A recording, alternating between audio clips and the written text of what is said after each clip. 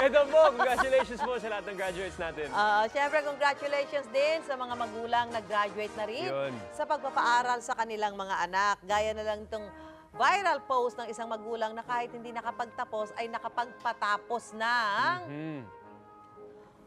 doktor, Wow! kapitan ng barko, negosyante, at engineer. Congratulations! Yan, galing naman. marami po na-inspire sa post ni Nanay LaGuardia de la Cruz. At this morning, makukwentuhan po natin sila dito live sa studio. They're here. Galing. Magandang umaga po. Abangan sila mamaya. Yes po, abangan po natin mamaya mga inspiring kwentuhan kasama of course De La Cruz family sa pagbabalik ng Unang Hirit! Batch 2024. Congratulations. Susan, gusto ko lang batiin yung driver ko, Rafi Paquera, yung anak niya na-graduate kahapon. Ay, Bye, congratulations. Rafi, Sa lahat na, congratulations. Sa anak mo.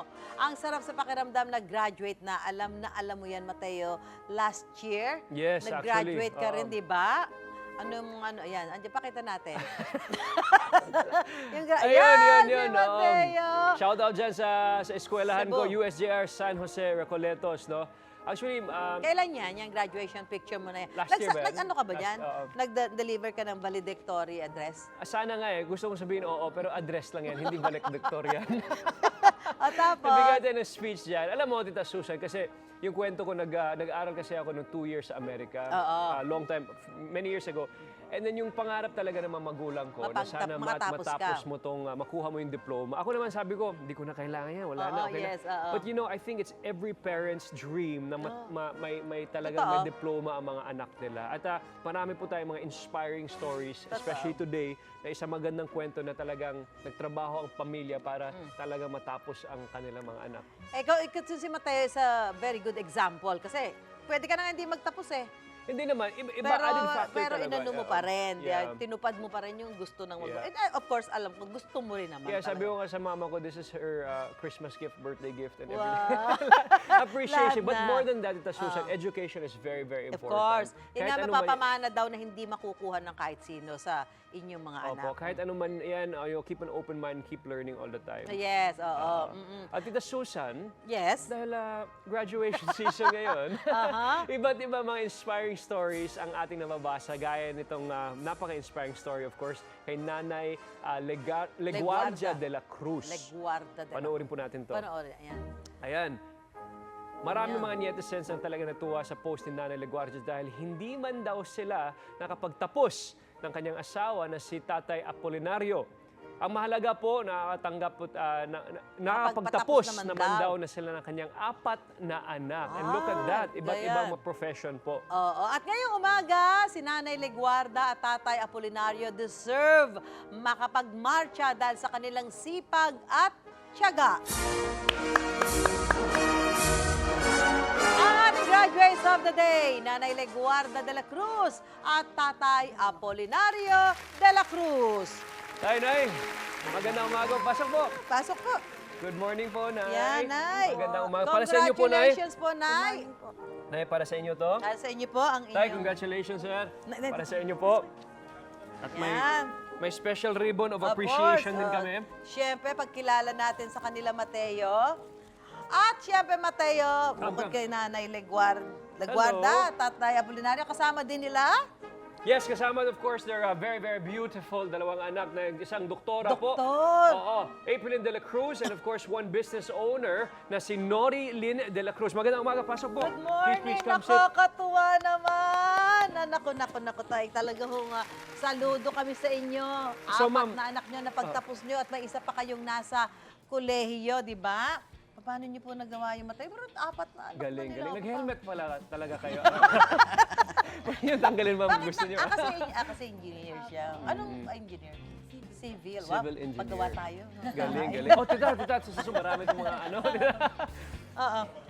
Ano? Opo, para maluwag tayo. Yan. Yan. And of course, Nay. si Madam Aprilyn. May business siya. Doctor. Doktor ka pala. Anong Galing. doktor ka, ma'am? Wala pa po. Mag-break pa lang po. Ay, pero at least doktor ka na. Oo. Paano niyo po ginawa ito, Nanay Leguarda, Tatay Apolinario? Yung ganyang talagang pagsusumikap, no, paghahangad na mapatapos ang mga anak niyo. Paano niyo po ginawa yun? Kasi po, nung kami po kasi hindi nakatapos po ng pag-aaral, siyempre po, ang hangad po ng mga magulang sa kanyang mga anak ay mabigyan ng magandang kinabukasan. Ang maibibigay lang po namin sa kanila, yung mabigyan po namin sila ng edukasyon, sabi niyo nga po kanina, yun yung maipapamana namin sa kanila na hindi mananakaw ng iba. Walang makakakuha. No? Tatay, kayo po, ano? Mahirap po talaga yung magpaaral, magpalaki ng inyong mga anak. Pero palibasa po yung mismong inspirasyon namin na huwag nilang danasin yung aming dinanas. Yun ho nagpalakas sa amin para sila ay maigapang namin at makatapos sa pag-aaral. Wow, very, very inspiring. Kung pwede magtanong po, ano pong trabaho niyo po? Dati po ako nag-OFW, OFW, apo.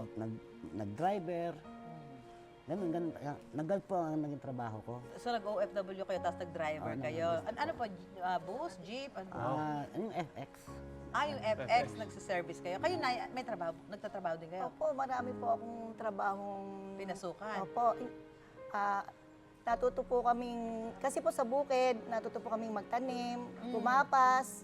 Gumapas ang palay? Opo, tapos po nanahin ng mga bag. Tapos po, nagtinda po. Hanggang ngayon po nagtitinda pa rin. Ginagawa niyo yan sa pagnanais niyo talaga matustusahan yung pag-aaral ng inyong mga anak. Ano yung mga naging struggle niyo along the way habang pinapaaral niyo na sabay-sabay halos yun, Mateo? Oo po. Yung 4 na anak, di ba? Sabay, mabigat yun pag nagmatrikulan. Paano? Ano yung mga pagsubok? Sa 4 po ng mga anak na yan, siyempre po, nahihirapan kami sa financial. Oo. Siyempre po, nakukuha naming mangutang para po yung ibang pangangailangan ay maibigay namin sa kanila. Oo.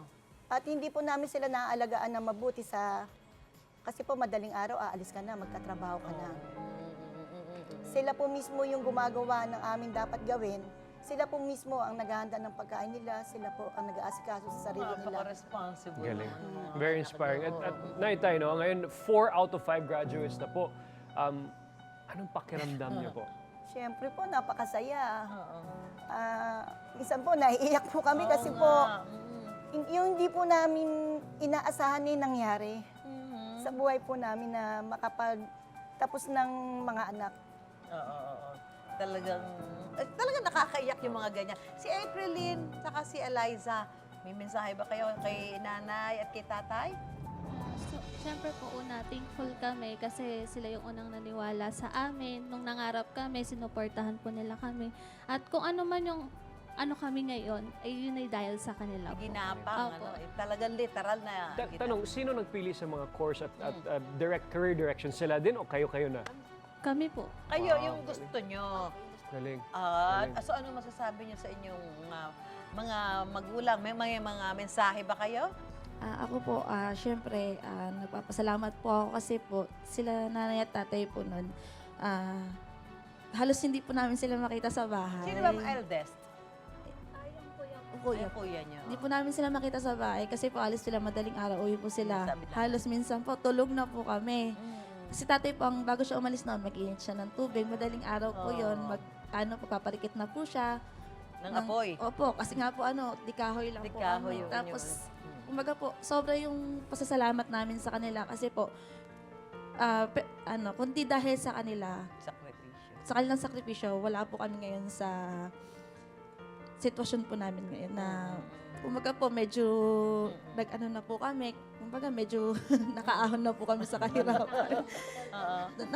At ano yung gusto nyo sa kanila? Ngayon, syempre, sabi kahit pa paano nga, tapos na kayo.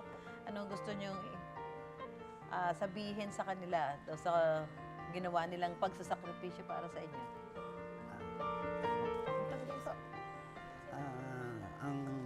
Ang kanang mensahe ko po sa kanila, sana huwag nilang makakalimutan magpasalamat sa ating Panginoon. Unang-una na po yun. Pangalawa, maging mabuti sila sa kanilang kapwa. Tama. Maging mabuting na O mga mabuting tao. Yun lamang po naman kasi daras po ng nasa kanila, nandun na sila sa kanilang, sa pinagkatira namin. Kasi pride yan Pride nyo yung inyong mga anak. Kayo naman yung mga magulang nyo, di ba? Oo. Well, very inspiring at congratulations po. Congratulations Naitay. po. Congratulations po sa inyo. Pero hindi pa tapos dyan. May very, very special tao na gusto din magbigay ng mensahe para sa inyong dalawa. Panoorin po natin to. Nanay, tatay, alam kong masaya kayo ngayon sa amin yung mga magkakapatid. Lahat naman ng katagumpayan namin sa buhay ay nakamit namin dahil sa inyo. Pero lagi niyang nagbibigay sa amin ng motibasyon at suporta. Yung pangaral mo na anak, mag-aaral ka mabuti kasi tanging edukasyon lamang ang tanging may pamamana mo sa akin. Ikaw ang magiging huwaran at inspirasyon ng mga kapatid mo. Nanay, tatay, mahal na mahal ko kayo. Naku naman, tay. Si nanay tuloy, si nanay Leguarda. Naiiyak na mensahe po ninyo sa inyong panganay nila. Panganay po. Ano ang mensahe niyo sa anak niyo? Salamat anak sa mga anak ko po, salamat. Dahil kahit po naging ano po siya, na siya po naging huwaran ng mga kapatid niya. Tay, kayo po. Mensahe niyo sa panganay. Ganun din po. Totoo po kung naging usapan namin mag-ama noon bago siya nag-aral. Siya ang magiging huwaran. Kung ano magiging siya, yun ang magiging mga kapatid niya. Parang Bilang yun yung panganay sa sabi. pamilya. Oo. O siya ang pangalan sa akin. At ginampanan niya yan. Ginawa niya. Opo, Nagpapasalamat ako sa kanya. Opo, opo. At sa mga magulang po na katulad niyo po, talagang nagsusumikap no, para makapagtapos ang kanilang mga anak. Ano pong advice niyo para sa mga parents na nanood ngayon sa ating ngayong umaga? Opo. Mahirap po talaga ang yung ating pangarap para sa ating mga anak matupad. Pero yun pong hirap na yun, kailangan maging inspirasyon din natin. Kasi po, wala pong ginhawa na hindi pinaghihirapan. Bihira lang po naman yung nagpapaaral ng lahat po naman pinaghihirapan talaga. Pagtiisan po natin bilang mga magulang, talaga pong pagtiisan natin yung pangarap natin para sa ating mga anak ay ating matupad. Kasi yung magulang talaga lagi ang gagabay sa mga anak para sila ay mapapunta sa tamang direksyon. po. Diba? Okay. Maraming salamat po, Nanay Leguarda at Tatay Palakpakan po natin Apolinario. si nanay at tatay. Siyempre, salamat sa inyo mga... Naku, yung mga anak, maraming sorpresa sa kanilang mga magulang, Sigurado. Mateo, di ba? Congratulations po ulit at saludo po kami sa inyong kasipagan. Congratulations po. Babalik po ang unang hirit.